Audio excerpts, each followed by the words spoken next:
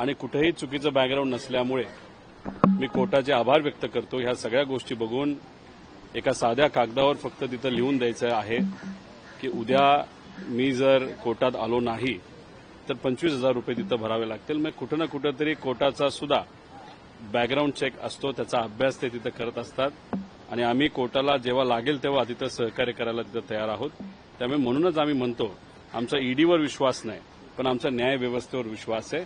आणि आजच आपण बघितलं, तसं बघितलं तर आजच कुठं ना कुठंतरी कोर्टाकडनं आपल्याला एक शिथिलता तिथं बघायला मिळाली. पण याच्यापुढे आम्ही प्रामाणिकपणे ही केस लढणार आणि जिंकणार सुद्धा. काय कारण असावं शिथिलता देण्यामागे मला काय वाटतंय? कारण थेट आता ऑक्टोबरची तारीख दिली आहे. नाही, याच्यामध्ये आपण जर बघितलं तर जी काय चार्जशीट आहे ती चार्जशीट आम्ही स्वीकारत नाही, आम्ही त्याचा विरोध करतो कारण चार्जशीटच चुकीची आहे. इतर लोकांकडे आपण जर बघितलं तर तिथं बेल मागितला जातो, आम्ही कुठेही बेल मागितला नाही कारण का आम्ही कुठेही चुकलो नाही आणि चार्जशीट आम्ही स्वीकारत नाही. आणि मग चार्जशीटलाच तिथं आम्ही जर विरोध करत असू तर कदाचित त्याच्यात तथ्य हे कोर्टाला वाटलं असावं. चार्जशीटमध्ये सुद्धा अनेक चुका ह्या ईडीकडनं झालेल्या आहेत आणि ह्या सगळ्या गोष्टी बघून कोर्टाच्या मनामध्ये सुद्धा असेल की जे काय झालंय ते कदाचित चुकीचं झालंय. पण याच्यावर हिअरिंग होणार, याच्यावर चर्चा होणार. आता ती सेशन कोर्टमध्ये करायची का ती हायकोर्टमध्ये करायची हे आपल्याला बघावं लागेल. कारण जसं इथं हिअरिंग चालू आहे तसंच दुसरं हिअरिंग हे पीएमएलए कोर्ट जे अपिलेट ट्रिब्युनल आहे तिथं सुद्धा चालली, ती सुद्धा ऑक्टोबर महिन्याचीच तारीख आहे. तिथं सुद्धा आम्हाला रिलीफ मिळेल असा विश्वास आहे आणि इथं सुद्धा रिलीफ मिळेल आणि याच्यातून आम्ही दोषमुक्त त्या ठिकाणी झालेलो दिसेल. आणि येत्या काळामध्ये जे काय आमचं चालू आहे सरकारच्या विरोधात बोलणं हे असंच आत्ता सुद्धा आणि नंतर सुद्धा तसंच चालू राहील. सरकारला चपराक पडली मिळाली या निमित्तानं असं म्हणायचं नाही. आता मी सातत्याने हेच म्हणलेलो आहे की ईडीचे अधिकारी चुकीचे नसतात पण ईडीच्या अधिकाऱ्यांवर राजकीय दबाव असतो आणि दबावपोटी तिथं अशा पद्धतीच्या कारवाई केल्या जात्या.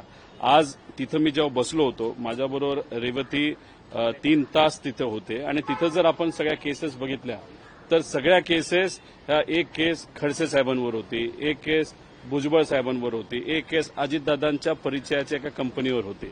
आणि ह्या सगळ्या केसेस तिथं ज्या चालल्यात त्यातले काही जण हे सरकारबरोबर आहेत आणि काही जण सरकारच्या विरोधात आहेत. पण ह्या केसेस जेव्हा केल्या गेल्या होत्या तेव्हा हे सगळे लोक सरकारच्या विरोधात होते. पण तिथं आम्ही लढत असताना खडसे साहेब आत्ता असतील आणि आम्ही असू, आम्ही मात्र अजून तिथं सरकारच्या विरोधात आहोत आणि शेवटपर्यंत तिथं राहू.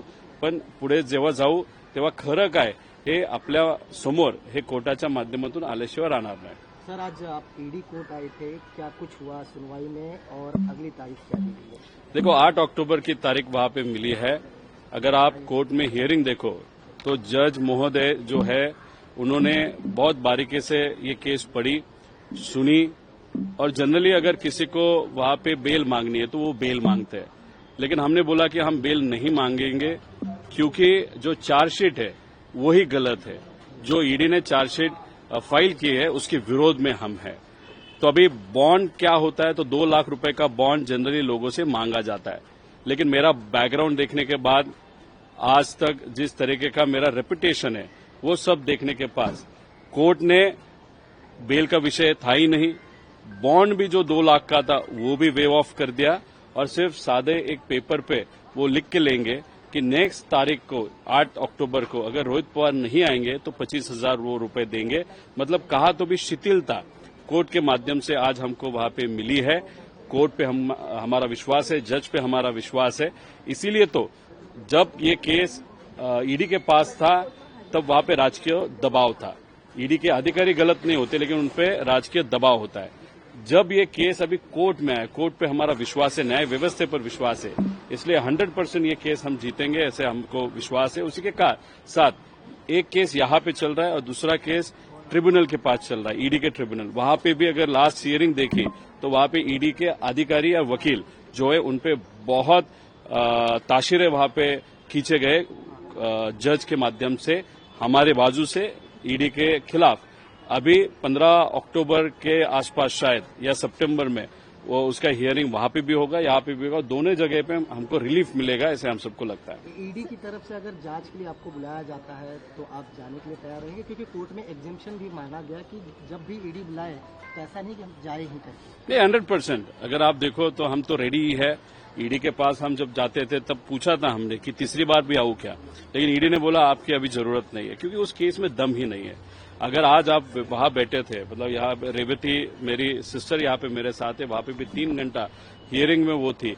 वहां पे अगर देखो तो वहां पे खड़से साहब के केस का हियरिंग हो रहा था, भुजबल साहब के केस का हियरिंग हो रहा था, अजीत दादा के केस का था। एक तो हियरिंग ऐसे था कि जो महत्वपूर्ण एफआईआर है, जिस केस के कारण, मतलब मैं उस एफआईआर में नहीं हूं, मेरा नाम कहाँ पे भी नहीं है, 75 पॉलिटिकल लोगों का नाम है, जिसमें दादा है, मुशर्रफ साहब है, वो केस का भी इंटरवेंशन ये जो ईडी है वो वहां पे मांग रहे थे, वो भी इंटरवेंशन न करने के बाद वहां पे कोर्ट के माध्यम से कही गई। तो ये जो सब केसेस अगर देखो, बहुत सारे केसेस है विरोधी पक्ष के नेताओं पे है, और उसमें से बहुत सारे जो विरोधी पक्ष नेता है अभी बीजेपी के साथ है। सिर्फ मैं और थोड़े चुने मुने लोग जो है आज सरकार के खिलाफ में वहां पे लड़ रहे हैं।